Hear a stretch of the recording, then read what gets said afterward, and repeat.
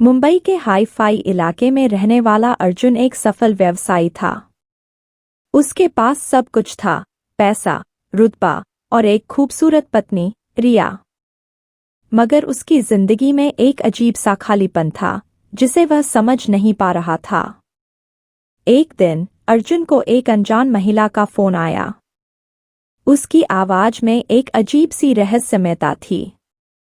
महिला ने कहा, अर्जुन, मैं जानती हूं कि तुम्हारी जिंदगी में कुछ छुपा हुआ है। अगर तुम सच्चाई जानना चाहते हो तो रात 11 बजे इस पते पर आओ। अर्जुन हैरान था, मगर उसके मन में उठते सवालों ने उसे वहां जाने के लिए मजबूर कर दिया। रात को अर्जुन उस अजीब पते पर पहुंचा। वह एक पुराना और बड़ा बंगला था। दरवाजा खुला था और अंदर जाने पर वह एक शानदार मगर अजीब माहौल में पहुंचा। अंदर की सजावट और रोशनी उसे एक रहस्यमय दुनिया में ले गई। अर्जुन को एक महिला मिली, जिसका नाम सिया था।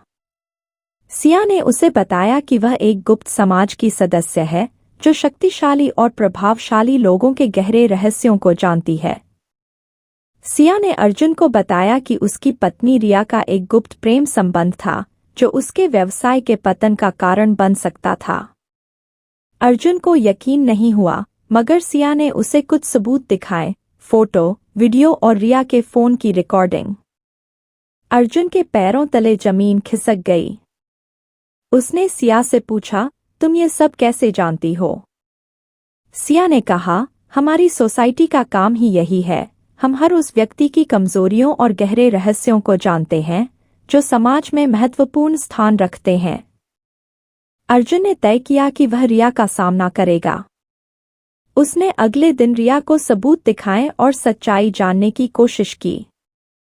रिया ने पहले तो मना किया, लेकिन फिर सब कुछ मान लिया।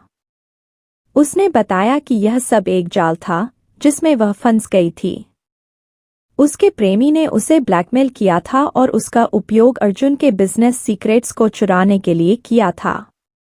अर्जुन ने रिया को माफ कर दिया और मिलकर उस व्यक्ति का सामना करने का फैसला किया।